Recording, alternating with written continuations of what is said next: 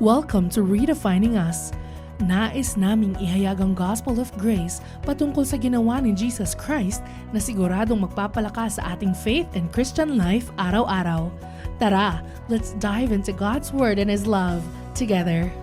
Pumunta kaming Bataan itong last, kailan ba yun? Tuesday. Tapos thank you. Nag-celebrate kami ng anniversary post-anniversary namin, sobrang busy niya. Tapos ako din, pag Monday to Saturday. Pero during that time, merong time nung parang Saturday yata yon, pumunta kami doon tapos namin kumain, at tapos namin isettle lahat ng gamit namin doon sa kwarto. Pumunta na kami doon sa dagat malapit sa dagat, parang sa kabana, para maliligo sana.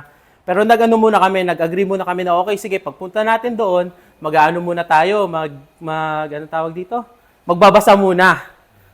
So, nung nagbabasa na, siya nagbabasa doon sa Kindle niya, ako dinala ko tong Bible ko.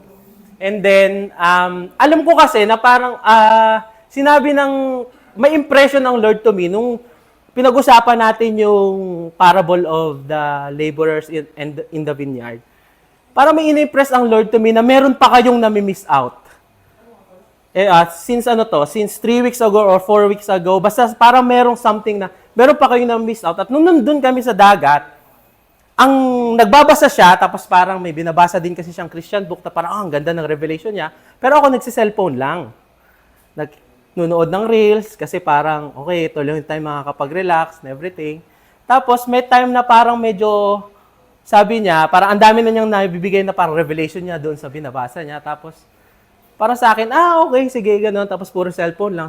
Tapos, during that time, ewan ko kung baka nainis na din siya sa akin, hindi ko alam. Pero parang may time na sinabi niya sa akin, "Uy, magbasa ka naman." Parang ganun yung point. And during that time, nung sinabi niya yun, deep in my heart, nairita ako. At ngayon lang yun na nalalaman, nairita ako. Pero nairita talaga ako kasi sabi ko parang, ngayon na nga lang ako magsi-cellphone eh. Parang ngayon lang ako parang, wala akong iniisip na trabaho, walang inaanong everything. Parang nakakairita naman, parang, ito na nga lang, pwede bang mamaya na lang magbabasa, something. Pero parang, thank you Lord, kasi kahit merong ganon, part to me na parang nairita ako, pero alam ko talaga kasi merong sasabihin ng Lord, merong gustong ipa-reveal ng Lord. And during that time, sabi ko, sige, thank you Lord for the Holy Spirit, dahil parang instead na mag-retaliate yung response na parang kinausap ako ng Lord na magbasa ka na talaga kasi merong something. And during that time, binalikan ko lang yung Matthew chapter 20, verse 1 to 16. Binasa ko lang siya one time, first time, second time, third time. Yun lang. Tapos parang sabi ko, Lord, ano yung nami-miss out pa namin dito? And thank you, Lord, kahit na nairita ako. Okay? Na dapat hindi naman ako mairita kasi yun naman yung purpose namin dapat that time na, magbabasa kami at hindi magsi-cellphone. Parang thank you, Lord, for the grace na kahit na imperfect person, ay merong nire-reveal ang Lord sa atin. And I believe sa inyo din. And I believe na lahat na kayo makapapakinig dito, sabi ni Kuya Lester kanina, na dalhin nyo daw yung brains nyo ba? Brain cells. Dalhin nyo yung brains nyo. Dalhin nyo yung brain cells. Pero siguro dito, yung ni-reveal ng Lord, I believe, in a sense, na parang, sabi nga ni Jesus, let those who have ears, let them hear. Hindi lahat ng makakaalam, makakarinig, maiintindihan. At hindi rin lahat ng, umaattend, makakapag-focus o magbibigay talaga ng attention. Pero sabi nga ni Kuya Lester, dalhin ang brain cells. And I think, the practical way, dalhin din natin kapag dito, sa share natin tonight, is dalhin din natin kung ano yung most common na kailangan nating isipin. Yung brain cells natin kapag oo nga Lord, hindi namin ito nakita nung una namin diniscuss. Pero dito, pinakita mo. Okay, so honestly ako, parang hindi pa ako ready mag-share tonight. Kasi parang hindi ko pa siya nananamnam, pero I believe na ni-reveal ito ng Lord kasi gusto niya sabay-sabay tayong maintindihan natin to. So sige, pakibukas ang inyong Bible sa Matthew chapter 20, verse 1 to 16. Okay, babasahin natin ng isa-isa, salitan pala. Ako muna, tapos kayo. Okay? Matthew chapter 20, verse 1 to 16. Ako muna, and then sabay-sabay tayo sa dulo. Matthew chapter 20, verse 1 to 16. And English Standard Version. Para pare-pareho tayo ng words. Para hindi tayo nalilito. Okay? Para hindi tayo nalilito. Lahat ng mga nakakita na, okay? Samahan nyo akong mag-meditate nito after kasi talagang, promise, kahit ako hindi ko pa ma-explain kung paano, Lord, bakit ganyan? Basta. Okay, sino na nakakita? Pakitaas ang cellphone. English Standard Version. Okay? Ready? Matthew 20, verse 1 to 16. I believe para talaga to sa FSY. Bahala kayo. Okay, ready na? Pakitaas lahat ng nakakita na. Matthew chapter 20, verse 1 to 16. Okay, sana matapos ka agad, no? Bibilisan ko lang kasi pinaka-importante dito, pag uwi nyo sa bahay, i-meditate ninyo. Okay? Okay, ready na? Ako muna ha, and then kayo.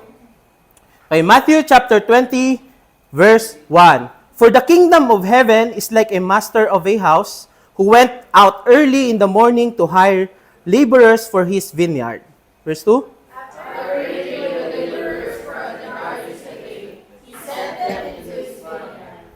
Verse 3, and going out about the third hour, he saw others standing idle in the marketplace. Verse 4. And to them he said, you go into the vineyard too, and whatever is right I will give you. So they went. Going out again about 6th hour and the 9th hour, he did the same. Verse 6. And about the 11th hour he went out and found others standing, and he said to them, why do you stand idle all day? They said to him, because no one has hired us. He said to them, you go into the vineyard too. Verse 8. And when they came to the Lord of the vineyard, he said to his foreman, all the laborers and waited for wages, even the last up to the first. Verse 9, and when those hired about the 11th hour came, each of them received a denarius. Verse 10. Now when those who hired first came, they thought they would receive more, but each of them also received a denarius. And on receiving it, they grumbled at the master of the house. Verse 12. Saying, these last work only 1 hour, and yet they even equal us who have borne the burden of the day and the scorching heat. 13. But he replied to one of them, friend, I am doing you no wrong. Did you not agree with me for a denarius? Take what belongs to you and go. I choose to give to this last worker as I give to you. Verse 15. Am I not allowed to do what I choose with what belongs to me? Or do you begrudge my generosity? Verse 16. So the last will be first and the first will first last. Lord, maraming salamat po. We pray that Jesus will anoint po, Panginoon, this word, and you are our guest speaker tonight, Lord. And I pray that each one of us, Panginoon, mangusap po kayo sa amin sa word niyo po, Panginoon. Maraming salamat po. This is our prayer. In Jesus' name, amen. Okay, sige, i-reiterate lang natin, no, balikan natin kung ano yung ibig sabihin. Di ba yung sa first part, yung laborers, ang sabi dito, I agree with, he went out early in the morning to hire laborers in the vineyard. After agreeing with the laborers with a denarius a day, he sent them into his vineyard. So parang around 6 a.m. ito, lumabas daw yung master, tapos may nakita siyang mga laborers, and then nag-agree daw sila na yung 1 denarius, okay, at a denarius is equivalent sa isang araw na wage natin. Okay? So, yun yung equivalent nun. And nag-agree daw sila that time doon sa master of the house. And then, pagdating daw ng 3rd hour, that's 9 a.m. and 6th hour, 12 p.m., 12 noon, meron daw siyang mga nakitang mga tao, mga laborers na mga nakatambay na walang nag-hire. And then, ang sabi niya doon, bakit walang nag-hire sa inyo? I will give you what is right. Okay? Walang agreement. Basta naniwala lang yung mga laborers na nakita nyo 9 o'clock at saka 12 p.m. na okay, sige, babayaran niya tayo kung ano daw yung tama. And then pagdating daw ng 3 p.m. ulit at saka 5 p.m., meron ulit siyang nakita mga tao na nakatambay. And then, anong tawag dito? Pinapunta niya ulit. Same ang ginawa niya. Whatever is right, yun yung ibabayad ko sa inyo. And then pagdating daw nung bayaran na, 6 p.m., unang pinatawag yung nakita niya ng 5 p.m., ang binigay, 1 denarius.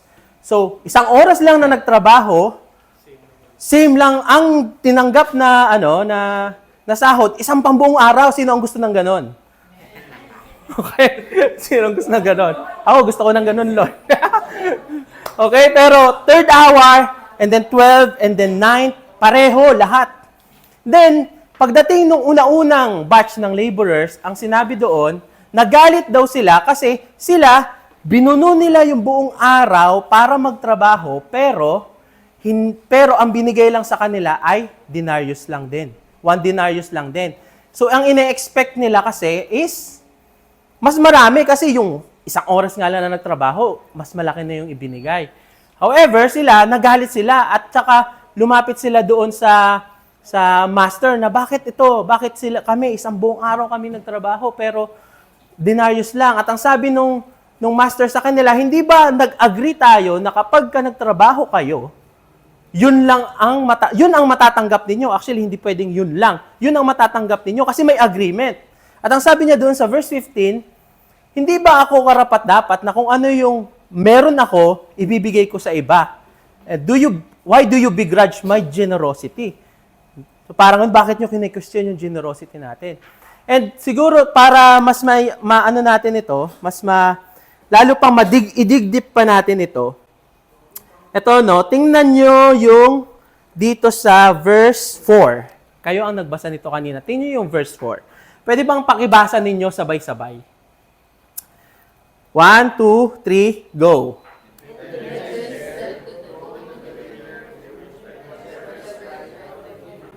Okay. Pakisabi, whatever is right, I will give you. Isa pa, 1, 2, 3, go. Whatever is right, I will give you.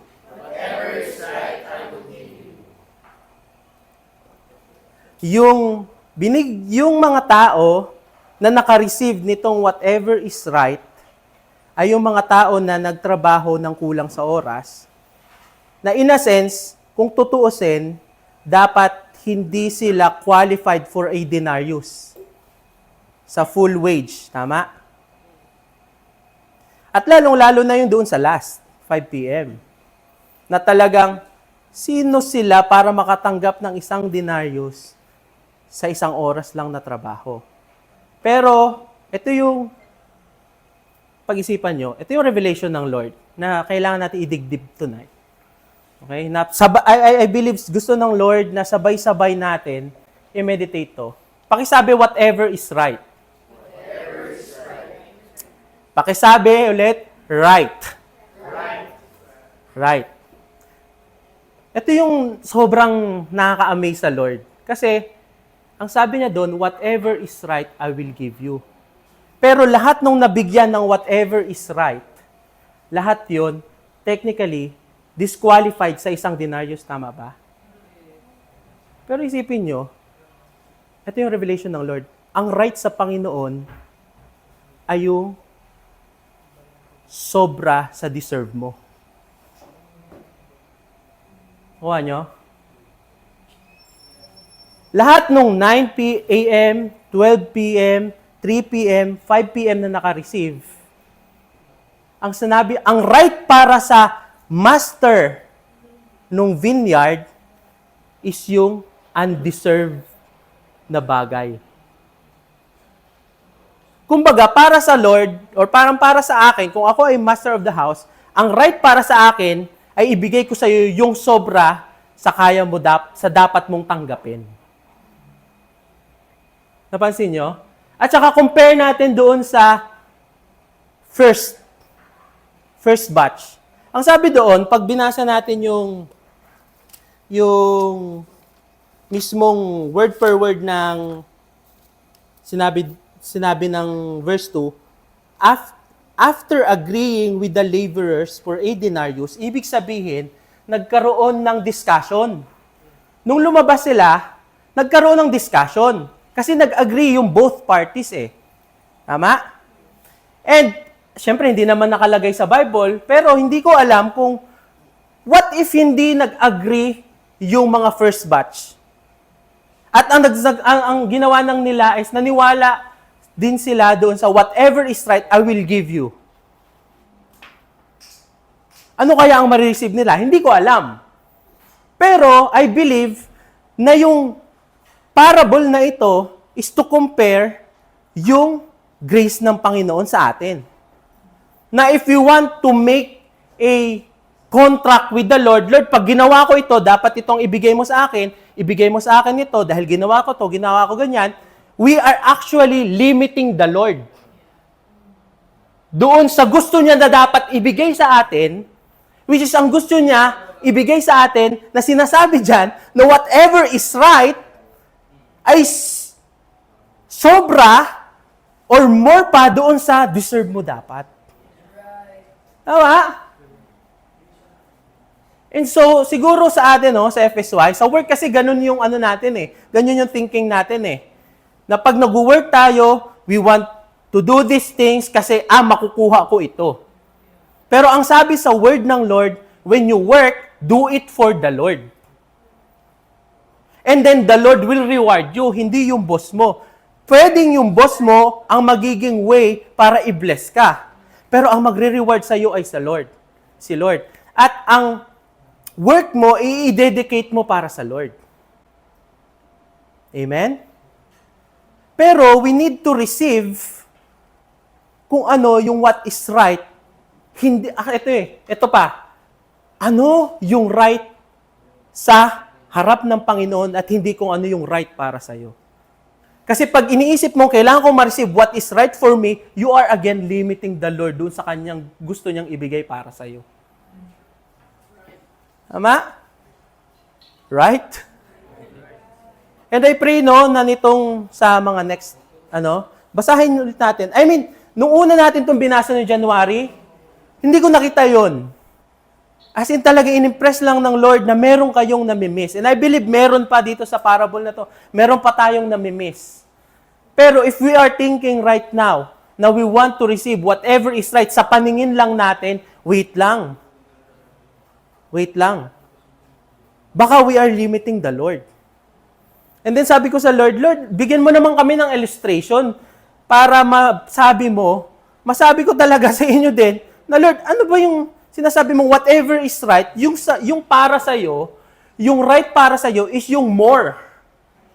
Okay? And buksan nyo sa Romans chapter 5 verse 17. Romans chapter 5 verse 17. Tama ba? Yeah. Romans chapter 5 verse 17. Whatever is right, I will give to you. O kasi, sige, pakibasa ha. 1, 2, 3, go. For if because of one man's trespass, death reigned through that one man, much more will those who receive the abundance of grace and the free gift of righteousness reign in life through the one man, Jesus Christ. Now, ang sabi dyan is those who receive the abundance of grace. Di ba yung, pwede bang basahin din natin yung chapter 5, verse 9 to 11 pala. Sige nga, itaas nyo lang ng konti yung notes ninyo. Ready? Verse 9 hanggang 11 na, basahin nyo sabay-sabay. 1, 2, 3, go. Since therefore we have now been justified by his blood, much more shall we be saved by him from the wrath of God. For if while we were enemies, we were reconciled to God by the death of his Son, much more, now that we are reconciled, shall we be saved by his life. More than that, we also rejoice in God through our Lord Jesus Christ, through whom we have now received reconciliation. Okay, tingnan muna natin tong verse 9. Since therefore we have been justified by his blood. Sino dito yung pinatawad na ng Panginoon? Sino na yung na-forgive ng Panginoon? Sino yung naka-receive ng forgiveness ng Panginoon? Okay? Alam niyo ba kung ano yung forgiveness? Ang forgiveness sa Lord is, sabi dito, since therefore we have been justified by his blood, much more shall we be saved by Him from the wrath of God. Ibig sabihin kasi, we all know this, that we are all sinners. Diba? Pero, ang sabi sa sa 2 Corinthians chapter 5, verse 21, He who knew no sin became sin so that in Him we might become the righteousness of God. Na si Jesus, naging sin offering para sa atin so that tayo maging right sa harap ng Panginoon. Nung tayo ay na born again, lahat ng kasalanan natin, past, present, and future sins, nakita ni Jesus yon lahat, at lahat ng yon pinatawad ng Panginoon. Okay? At ang tawag doon ay forgiveness. 'Di ba? Forgiven tayo. 'Di ba? And doon pa lang nga sa forgiveness na part, deserving ba tayo or undeserving tayo? Undeserving tayo, tama? Pero alam nyo pa kung ano yung much more? Para i-illustrate natin kanina, yung sinasabing, I will give you what is right. Yung right sa Lord na mas madami pa. Di ba? Sabi doon sa verse 17 ulit, verse 17, for much more will those who receive abundance of grace, that's the forgiveness, and the free gift of righteousness. Pakisabi muna, righteousness. Ano ang root word ng righteousness? Ano ang root?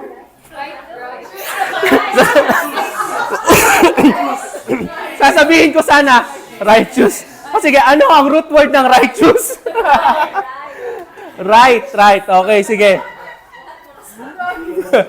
Okay. So ito, meron tayong forgiveness, tama? Alam niyo kung ano yung much more? Meron tayong free gift of righteousness. Now, we have been forgiven. Diba? Pinatawad na tayo ng Panginoon. We can come to God. Tama? Pero ito pa, we have been given the free gift of righteousness. Yung righteousness naman, iba yung forgiveness is yung lahat ng sin natin pinatawad.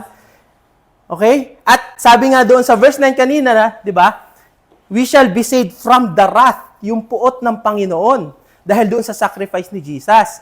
And then, wala na yung galit ng Panginoon sa atin dahil forgiven na tayo sa lahat ng sin natin eh. Pero ito pa, hindi lang forgiven, kundi meron din tayong righteousness or righteous position sa harap ng Panginoon. Kasi pwede di ba tayong forgiven, pero yung righteousness, ginawa tayong sons and daughters of God. Iba pa yun sa forgiveness. But through forgiveness, nagkaroon tayo ng righteousness. Tama? At dahil nagkaroon tayo ng righteousness ng, ano tawag dito, breastplate of righteousness, cloth ng robe of righteousness, ano nga ulit ang root word ng righteousness? Right. Because of the sacrifice of our Lord Jesus Christ, yung righteousness na yon, nagkaroon din tayo ng right to claim ano yung dapat deserve ni Jesus. For example, si Jesus, di ba pag namuhay, si Jesus Christ namuhay ng perfect. Tama? Namuhay siya ng perfect. Deserve ba ni Jesus dahil namuhay siya ng perfect na i-bless ng Lord? Yes or no? Yes or no? Deserve ba ni Jesus na makareceive ng healing? Yes or no? Deserve ba ni Jesus na makareceive ng favor? Yes or no? Deserve ba ni Jesus na mag-sit with the Lord, magkaroon ng peace with the Lord? Tama? Because of dahil sa righteousness na pinamuhay, sa right standing. At yun din actually, yung ibinigay sa atin ng Lord, doon sa righteousness na ibinigay niya sa atin, yung free gift of righteousness. Hindi lang forgiveness, kundi pati yung righteousness, yung right to claim yung favor ng Lord, yung healing ng Lord, and yung blessing ng Lord, and also yung peace ng Lord, at kung ano pa ang sinabi sa Deuteronomy chapter 28. Nakuha nyo? Nakuha nyo? Ibig sabihin, yun yung much more. We have been forgiven, and also, meron din tayong free gift of righteousness. At meron tayong right to claim, not because we are good, but because Jesus is good.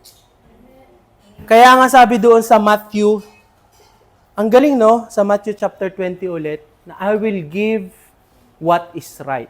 At ang right para sa Panginoon is more than enough sa atin. Amen? More than enough. Now, syempre, hindi natin may iwasan na meron tayong mga challenges. For example, kanina,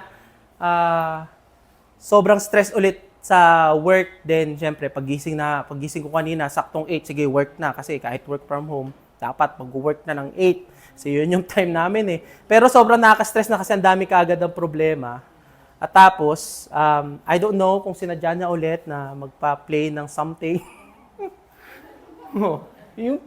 Basta meron siyang pinapakinggan na naalala ko na parang wag kang ma-stress, something sa devotion mo yata yun. Hindi ko alam bakit.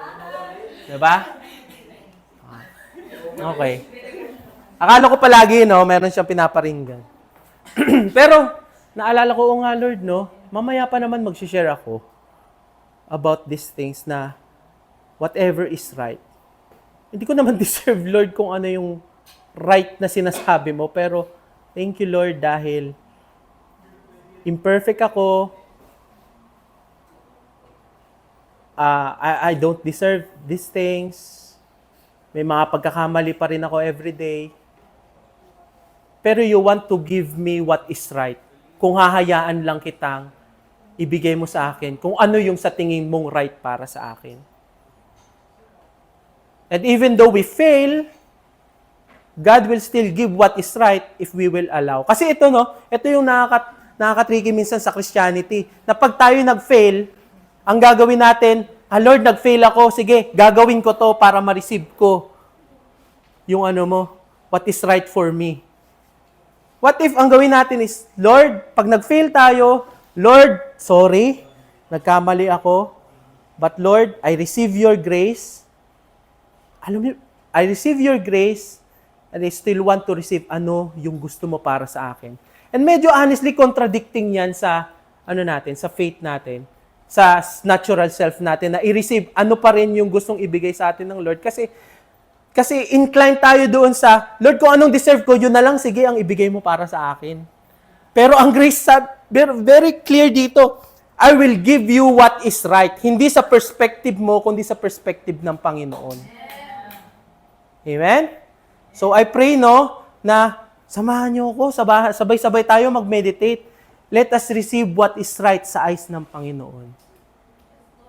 Alam niyo kung iisipin lang natin, ano ba ang right na ibigay sa atin ng Panginoon?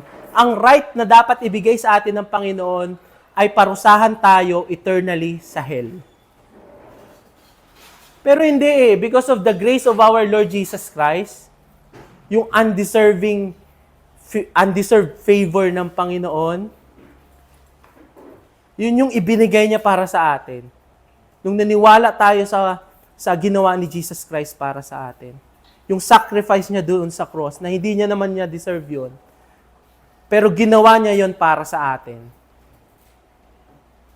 Diba? I will give you what is right.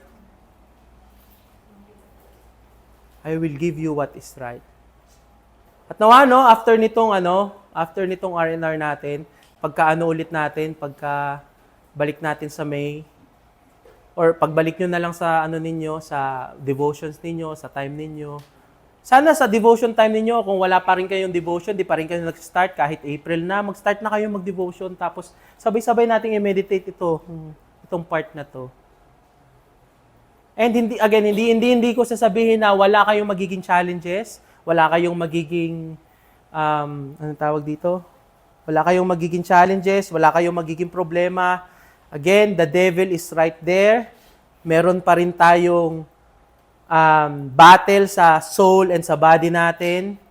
Pero, hayaan natin na yung gift of righteousness na ibinigay sa atin ng Lord, yun yung ipamuhay natin at yun yung, actually, yung pag na-realize natin ano yung gift of righteousness na binigyan tayo ng perfect righteousness ng Panginoon, ginawa niya tayong perfect sa spirit natin, doon natin mas lalong ma-receive ano yung what is right para sa atin. And I pray, no, na sabay-sabay natin i-meditate, I will give what is right. No? And dito sa mga nandito na, nag-fail na kayo nitong mga nakaraan, meron na kayong mga ginawa, kanina, di ba?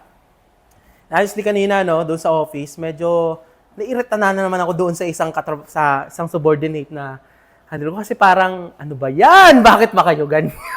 Bakit ba hindi kayo maano? Tapos merong magre-resign. Tapos, alam niyo yun, magre-resign na nga, tapos hindi pa magpaparamdam. Kailangan namin ng health. So, hindi pa magpaparamdam. Pero thank you, Lord. Thank you, Lord na, Lord, sorry for the, hindi ko naman siya minura. Hindi kasi namin culture sa work na magmurahan. Something ganun. Pero parang, alam niyo yun, sa loob-loob lang ako, honestly, na-frustrate din, paminsan-minsan. Or, pagka may mga ganong circumstances. Pero Lord, thank you kasi you still allow me to share dito sa mga taong to, nandito sa RNR, na imperfect na tao. But of course,